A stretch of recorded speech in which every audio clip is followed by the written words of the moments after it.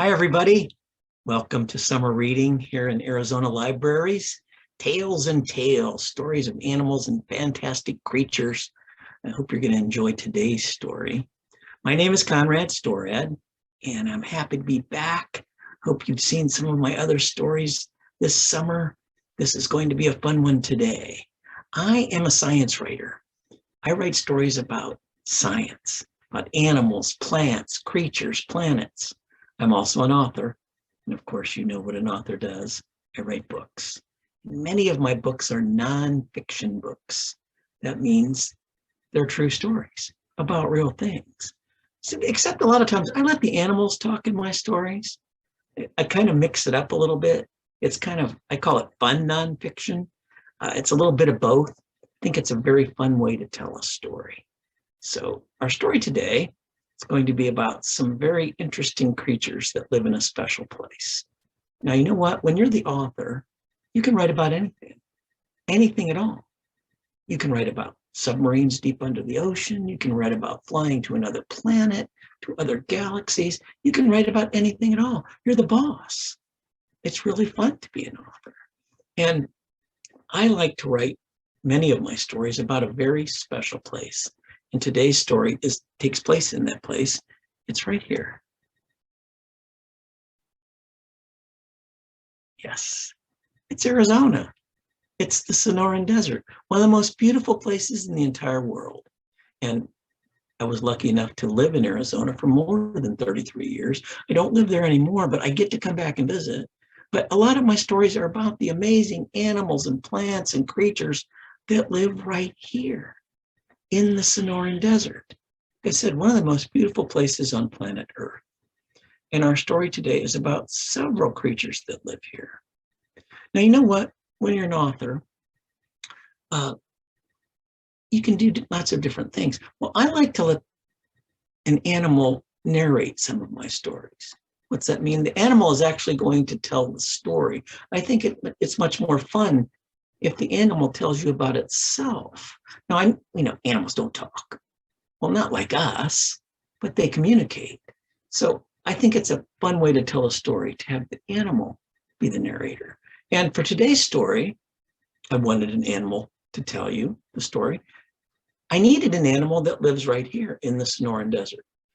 But I wanted not just any animal, I needed an animal that was smart. I needed an animal that had excellent eyesight. I wanted an animal that lived somewhere up high so it could watch and observe. I also needed an animal that was awake at night and during the day. And lots of action takes place in the desert at night because we know there are nocturnal creatures in the desert. So think about it. What animal would you pick? I thought about it for a long time, and I decided that my narrator for today's story is going to be this animal. That's right. It's an owl, not just any owl. It's the smallest owl in Arizona. It's actually called an elf owl. Small like a little tiny elf. It's actually about the size of this little baby story monster. Story monsters love stories. They have lots of eyes, 4 eyes. Not sure why. I think it's because they can read twice as fast as us.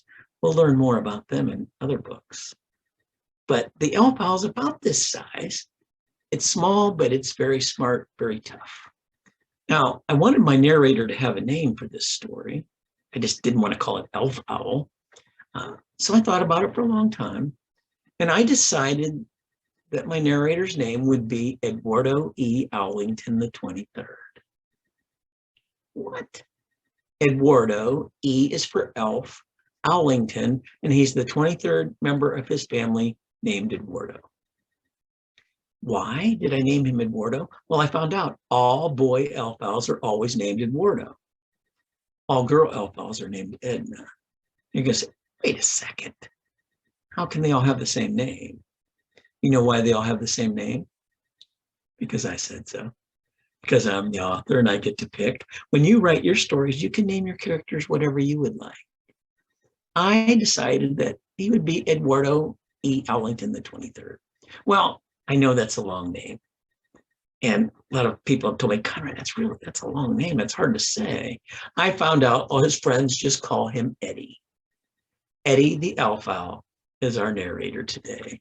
Here's another picture of Eddie. There he is. He's small and he's tough. Yeah. Well, he has lots of stories. And this is another one of his favorites. This story is about a family today. Now, it's not a family of humans. It's a family of this creature. You know what those are? Quail. Yes, that's the Gambel's quail. You'll see them running all around the desert during the spring and early summer. And you hear them in the desert. Yeah, this is the papa. The papa always has a brown cap and a black face. You see those two big feathers. Here's the mother, kind of gray. Here's little baby chicks. Quail can have as many as 9, 10, a dozen chicks. And you'll see them running in the desert behind their mama like a string of pearls, just sticking close to her. Well, there's a monster in our story today. Yeah, the monster is this creature. Whoa. It's the Gila monster, the largest lizard in Arizona, one of the biggest lizards in North America, the only lizard in North America with a venomous bite. Yes, it's a beautiful creature. Look at that skin. Doesn't it look like the skin is made out of beads? Yeah, look at that big black tongue, those nice fat juicy lips. Now, if you go hiking in the desert, if you're lucky to see a Gila monster. They spend most of their life underground. If you see one, you're really lucky. But if you see one on the trail, do you think you should run up and start to pet it? No, never pet a Gila monster. Let me tell you why. You see those nice, fat, juicy lips? Look what is underneath those lips. A bunch of razor-sharp teeth. Yes. Now, one of my friends is a scientist at ASU in Tempe, Arizona State University, and he shared this photo with me so I could share it with you. Not very many people have seen a Gila monster's skull. This is what it looks like. We don't really know why they have all these bumps on their skull. People are still studying that, but look at those sharp teeth. Now, Gila monsters have venom, but not like a rattlesnake's venom, the fangs. Their venom is actually in their back teeth because they'll bite and they'll clamp on and they won't let go. Yeah, we're going to find out more about them. So actually, the monster, this is not a bad monster. There's another monster in our story today that's kind of mean. The other monster in our story today is this animal. Wow. It's a cat. It's a feral cat, a cat that just is wild out in the desert. Yeah. This is a mean old tomcat. We're going to find out how these creatures are all going to come together in our story. Because our story today is called Monster in the Rocks. The illustrations are all by my friend Nathaniel P. Jensen, and he's done lots of illustrations for my books over the years. He is an amazing artist. He'll help bring the words to life. So I want you to watch the screen, enjoy Nathan's beautiful pictures, put your best listening ears on, and we're going to find out about the monster in the rocks. Now, Eddie actually has a little introduction to tell you a little bit more about the neighborhood as we begin this story. Here's Eddie, listen close. Deserts stretch across large chunks of the southwestern United States and parts of northern Mexico. They are very dry places. Some folks call them arid. They can be rugged places to live, but plants and animals of all kinds live there. Some creatures are shy. Others are aggressive. Most have stingers or fangs or spines or stickers or thick skin for protection. Others have to be fast runners or quick-witted to stay safe and survive against predators. Eduardo E. Owlington, the 23rd, lives there. He's an elf owl. His friends just call him Eddie. Like all elf owls, he is very small, but he is smart, and he is nocturnal. That means he's most active at night. Eddie is also a watcher. Members of his family have been watchers for a long, long time. Eddie lives in an abandoned woodpecker hole high up in the trunk of a saguaro cactus. The big cactus grows near a hiking trail that starts behind an old gas station. Humans, Eddie calls us two-leggers. Humans often take walks on that short trail into the desert. In the spring, they come to look at the colorful wildflowers. They love to watch for quail on the trail. There are legends about a giant Gila monster that lives in the big pile of rocks near the trail. The monster in the rocks is said to have a taste for baby quail and the occasional small pet. None of those scary stories is totally true. Max lives in the rocks. He is only a medium-sized Gila monster, not a giant at all. He likes eating eggs. Max also likes a crunchy beetle or a skinny lizard if he can catch them. The real monster in the neighborhood is One-Eyed Leo. He's the mean old tomcat who hangs out near the gas station. And Leo, he got in a fight and one of his eyes got scratched out. He is really mean. Eddie is always watching. He knows everything that goes on in the desert near his nest. He has many tales to tell. Please keep listening. This is another one of Eddie's favorite stories. Here we go. Monster in the Rocks. Get ready for a visit to a land that's hot and dry. The giant cactus grows there. It's a place with bright blue sky. Welcome to the southwestern desert, a place too beautiful for words. The land is tough and rugged. It's home to critters, plants, and birds. Hi, kids. My name's Eddie. Please listen if you have time. I know lots of different stories. Some are told in rhyme. I'm a handsome desert elf owl. I watch both night and day. This story is about a monster, about rules you should obey. The baby quail in my desert know the stories that I tell. Their parents told them this one. They know it very well. It's close. Here we go. Two-leggers hike this path, said Papa. They like walking down our trail. They hike right past the big pile of rocks. They love to watch for quail. Mama said, a monster lives in the rocks. The legends say it's really mean. It has razor teeth and a venomous bite, but it's rarely ever seen.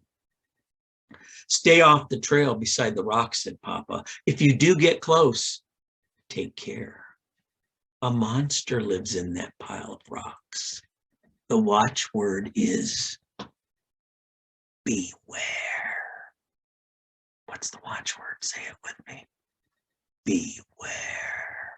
That means be careful, watch out.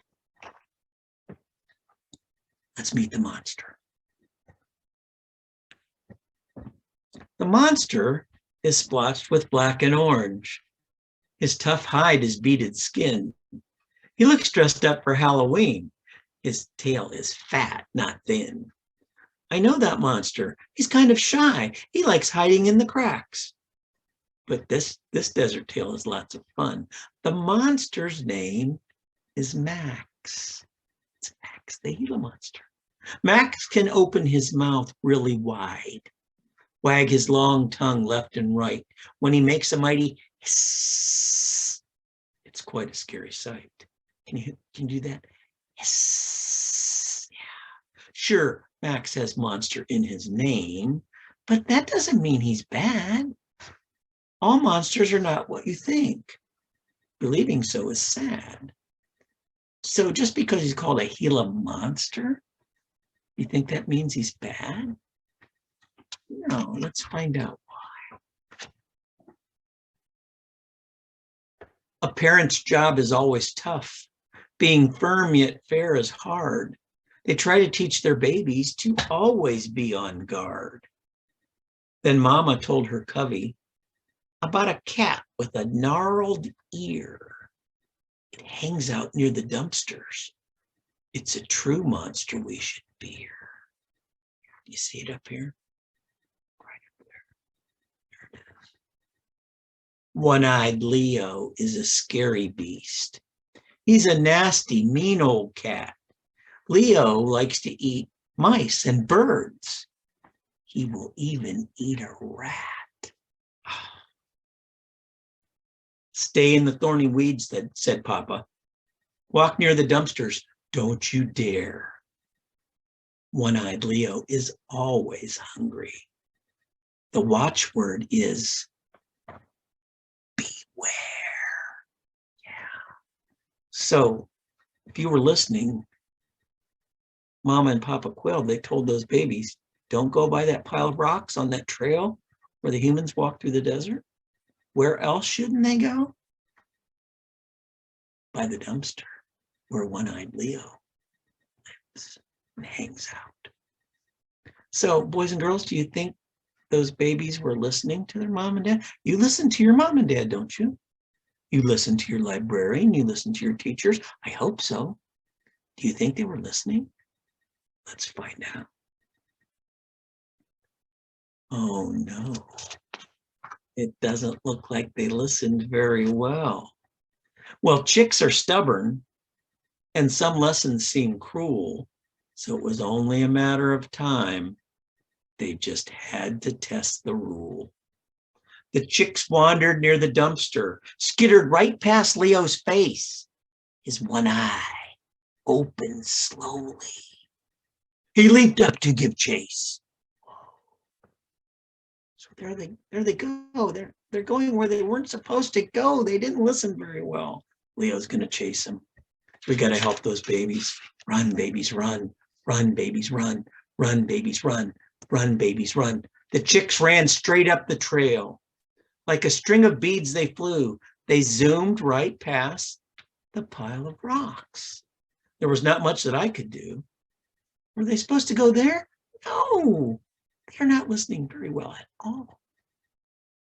The monster was napping in the sun when the squawking parade zipped by. He crawled out from his resting spot to face Leo, eyes to eye.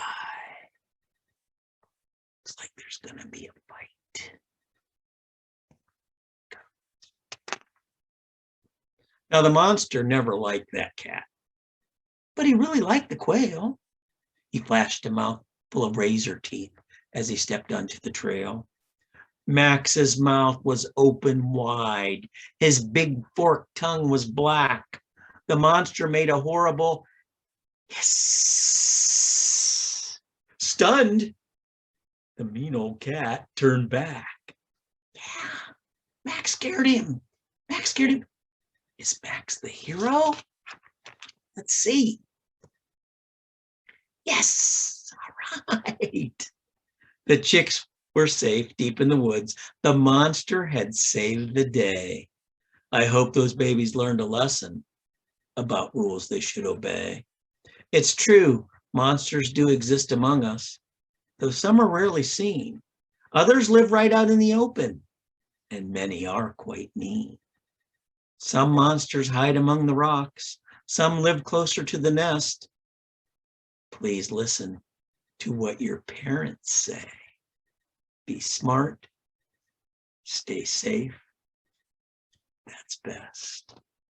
So, yeah, you need to learn rules, and you need to listen to your mom and dad and your teachers. They're trying to help you to be safe.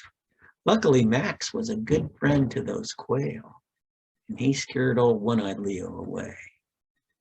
Well, Story Monster, I think that like the story. I hope you like this one.